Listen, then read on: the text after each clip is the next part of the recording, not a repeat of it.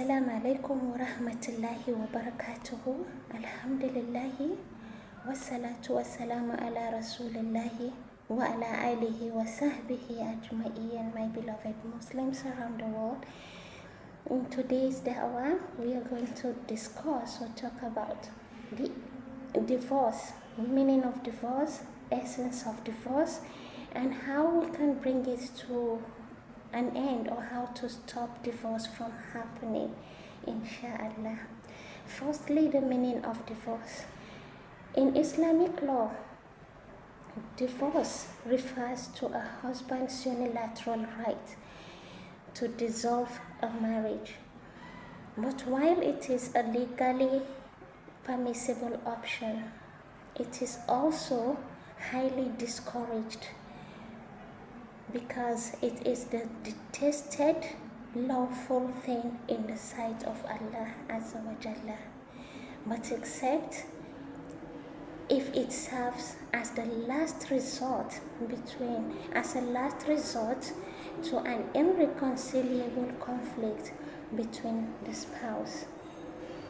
And for a divorce to take place, there should be a severe conflict, a misunderstanding, or where there is high rate of disrespect between the both parties or the both spouses.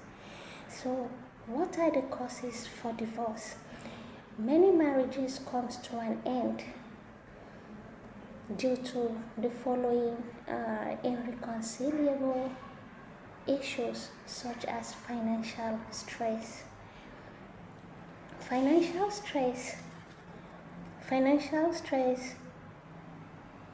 is one of the high peak to divorce, because unresolved financial strain and a husband's inability to provide for his family, or his refusal to provide their basic needs, can lead to a divorce, and which is normal, because a man or a husband is meant to take is meant to take the responsibility of his home by taking care of his family, by providing their basic needs.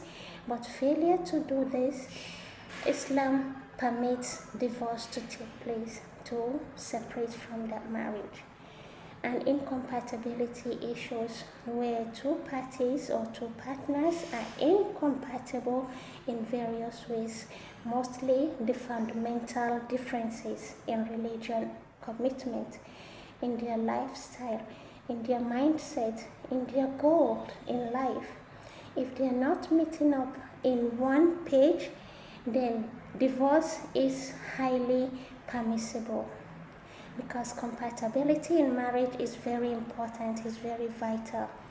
Couples are expected to compete, to be compatible in one or two ways. But where they are not compatible at all, basically in their religion aspect, then it is permissible to also separate from such marriage.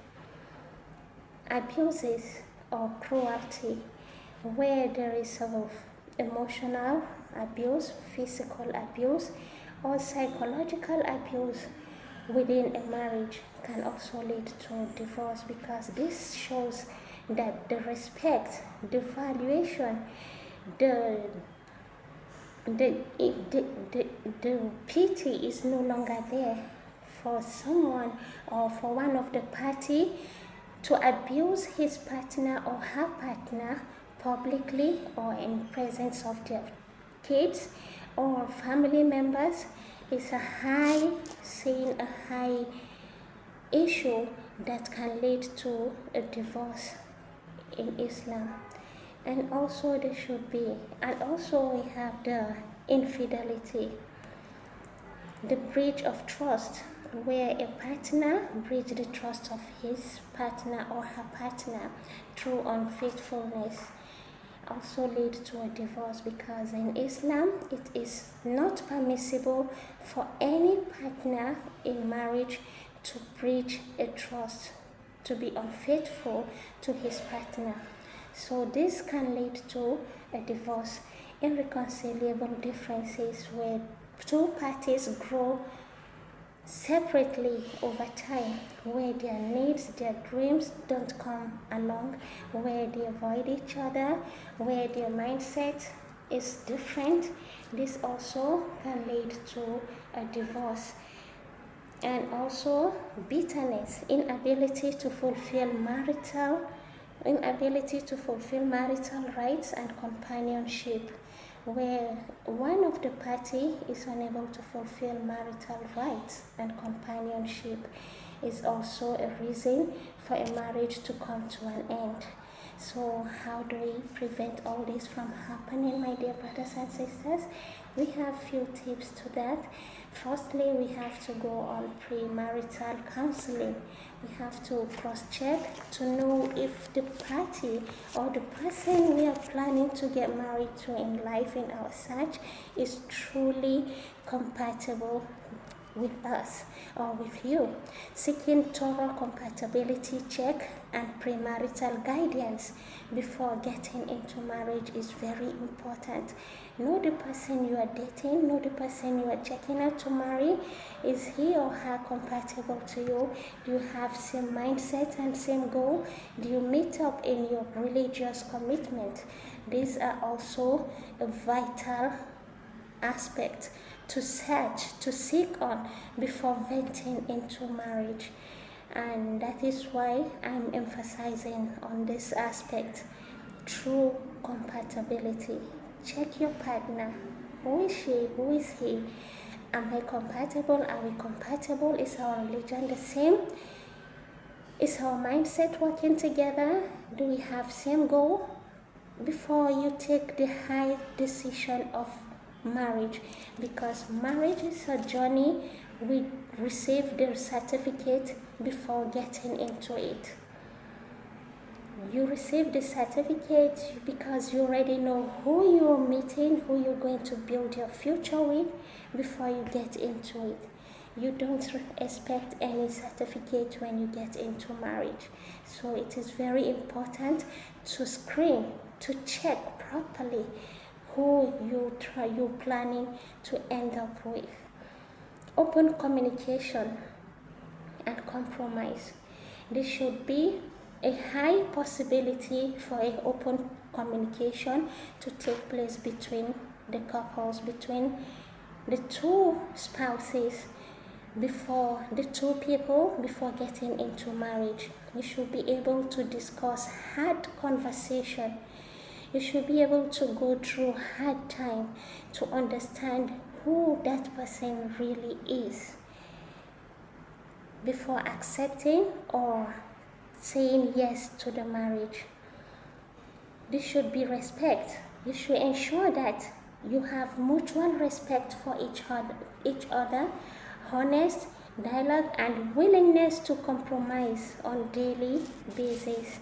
This should involve family members where conflict is trying to arise after marriage. When dispute is arising in marriage, the Quran prescribes appointing members from both the husband and the wife to come reconcile the both parties. And this is permissible because to stop the divorce from happening. So bringing in the elderly, the experienced family members to reconcile both parties is very important, as divorce is not encouraging. Divorce is halal, but it's not encouraging. So for us to stop it, to prevent it, we should also bring in family members from both sides. We should be patient and restrained by encouraging both parties to learn, to practice forgiveness. This is also very important. Parties or spouses in marriage should always learn to forgive one another. We should always be patient because we are not perfect. We make mistakes. We make mistakes that we should always be in the position to forgive each other. And also, we should lower our expectations because most marriages today, expectations are high from both parties, both the men and the women. They all have high expectations towards one another. So for peace to reign, to have a peaceful journey, a peaceful marriage, we should all try, both the men and the women should try in as much as possible to shut down, to cut down, or to lower high expectation, to lower our expectations, both on financial, both the physical looks. We should try to understand that marriage is for the sake of Allah and it should be done for the right purpose. And also we should learn to exercise patience during difficult time instead of making a hasty decision that will later lead us to regret, because a hasty decision always comes from the shaitan. Shaitan push you to quick take an action that will destroy you, destroy your family, destroy your home, your relationship, and also your happiness. So whenever difficulty time comes, we should all both try to learn patience, tolerance, acceptance, the flaws. We should accept our flaws. We all have flaws. We all have attitudes. But patience and forgiveness should always be our guide. So my dear brothers and sisters, I'm also insisting that we should learn to marry for the right purpose. We should avoid all that guilt-us, because all that guilt-us are never good. And all that we think we are having as expectations, the looks, the beauty, the fun, the financial, the material, are all vanity. They are things that will come to an end. And if we build our mindset on that, then definitely when all these are gone, then there is tendency for separation. But if we fix our mindset that marriage is for the sake of Allah and it should be conducted for the right reason, then we have the happy home forever. We have the happy married life. We have a well upbringing family according to Sunnah of Nabi sallallahu alaihi wasallam. So please, we should look into all this and make the right decision in our lives. We shouldn't be in a haste, even when we are making our decision, when we are making our search. We should try in as much as possible to see that we make the right choice and the right decision at the right time. So with this, I'm saying Subhanaka Allahumma wa bihamdika ashhadu an la ilaha illa anta wa atubu ilayk. Bisalam.